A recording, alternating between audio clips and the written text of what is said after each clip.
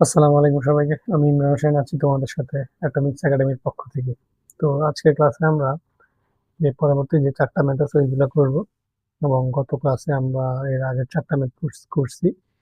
এর আগের ক্লাসে আমরা সূত্র নিয়ে আলোচনা করেছি। ওরই পরিপ্রেক্ষিতে আমাদের আজকের ম্যাথ ক্লাস।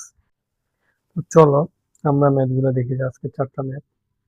আজকে আমরা কিছু ডেটা পরিবর্তন করেছি। আচ্ছা ওইগুলা সমস্যা না। সমস্যা হচ্ছে প্রশ্নগুলো কিভাবে সলভ করব। তাহলে আসো প্রথম যে প্রশ্নটা ভরবেগের পরিবর্তনের কথা বলছে। তাহলে আমরা ভরবেগের সূত্র কি জানি? ভরবেগের সূত্র জানি যে প্রথম গাড়ির ক্ষেত্রে আমরা লিখবো। এর আগে আমরা কি কি ডেটা লাগবে এখানে আমরা লিখবো যে M1 U1 আছে, আগে আমরা ভরবেগের সূত্রটা লিখে ফেলি, তাহলে বুঝে যাবো যে লিখবো যে M1 V1 minus M1 E1, এই সূত্রটা লাগবে। এটা হচ্ছে আমাদের ভরবেগের সূত্র। M1 কত? এখানে সব সময় কিন্তু ব্যাগ দেওয়া থাকবে না, শেষ ব্যাগ দেওয়া থাকবে না। আমরা গত ক্লাসে দেখাইছি যে কিভাবে শেষ ব্যাগ বের করতে হয়। M1 কত? M1 হচ্ছে কেজি। P1 কত? 8 metre per second. P1 12 metre per second. আর কিছু কি লাগবে? না, আর কিছু লাগবে না। তো এরপর আসো আমরা ম্যাথটা করে ফেলি ঝটপট। M1 এর অ্যান্সার বসাও। 12,000 ইন্টু V1, 8 মাইনাস 12,000, 12। তো অ্যান্সার কত আসে দেখো তো। অ্যান্সার আসতেছে 12,000 ইন্টু 8 সমান আসছে 96,000 মাইনাস 12,000 into 12,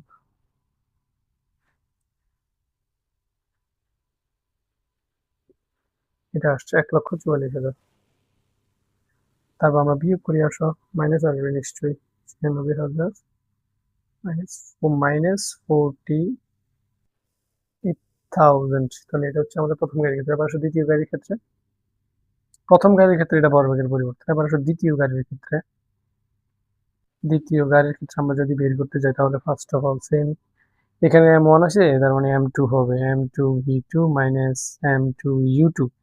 তাহলে এখানে কি লাগবে আমরা লিখে ফেলি যে কোন কোন জিনিসটা এখানে লাগবে আমাদের, কোন কোন ডেটাটা এখানে লাগবে। তাহলে সেটা যদি আমরা লিখি তাহলে M2 মানে 800 কেজি, V2 মানে 14 metre per second, U2 20 metre per second.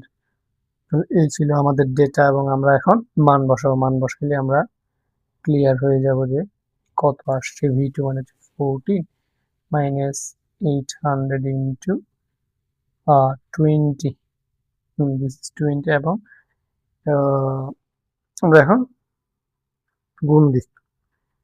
40 কত আসছে 32,000 মাইনাস 800 মাইনাস 20, 16,000।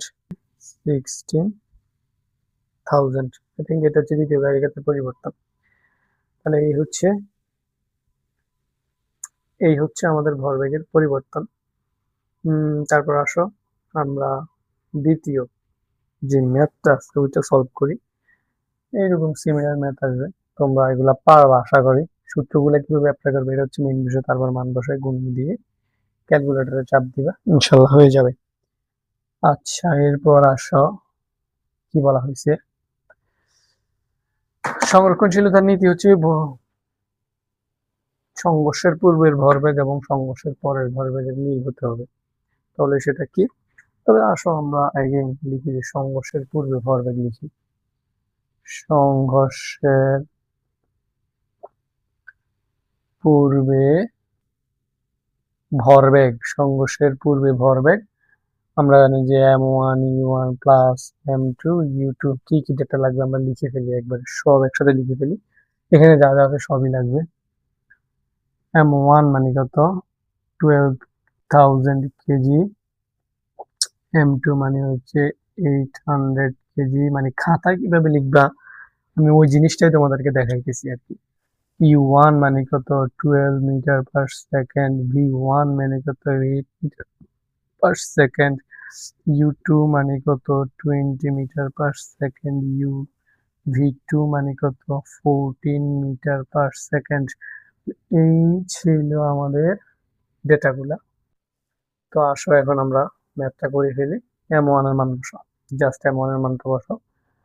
12,000 ইন্টু E1 কত 12 প্লাস M2 কত 800 ইন্টু U2 কত 20। তাহলে আসো এখন আমরা দেখি যে কত আসছে উত্তর। 12,000 ইন্টু 12 উত্তর আসছে 1,44,000 প্লাস 800 ইন্টু 20 আমার হচ্ছে তোমার 16,000 প্লাস 1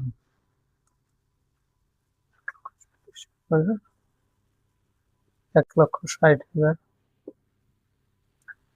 আসো সংঘর্ষের পরের ভরবেগ, সংঘর্ষের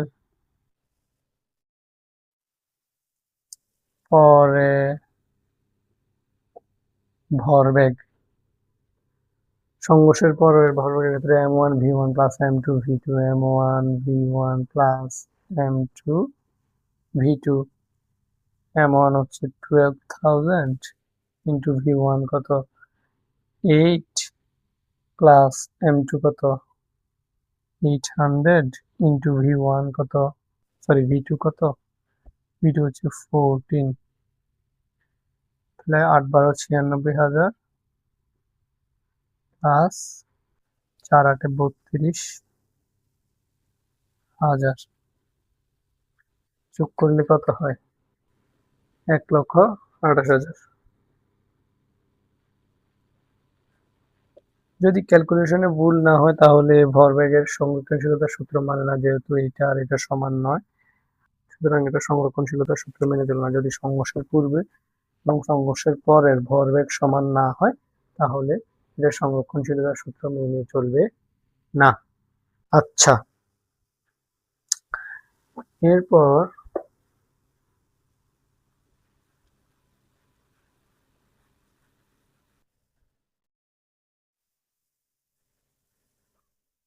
চলো আমরা 3 নম্বর সূত্রটা দেখি যে গতিশক্তির নীতি, যে সূত্রটা, এটা আমার মনে হয় না তোমাদেরকে করে দিতে হবে, কারণ এটার সূত্রটা যদি তোমরা জানো তাহলেই পারবা। সংঘর্ষের পূর্বের গতিশক্তিটা বের করবা, সূত্রটা হচ্ছে ½1m1 square plus ½ m2 u2 square. এটা তোমাদেরকে আমি বাড়ির কাজ দিব, তোমরা কমেন্টে জানাবা। আর দ্বিতীয় সংঘর্ষের পরেরটা হবে হচ্ছে ½ m1v1 square plus ½ m2v2 square. এটা হচ্ছে সংঘর্ষের পরের ক্ষেত্রে মান বসাইবে, আর এটা হচ্ছে সংঘর্ষের পূর্বে।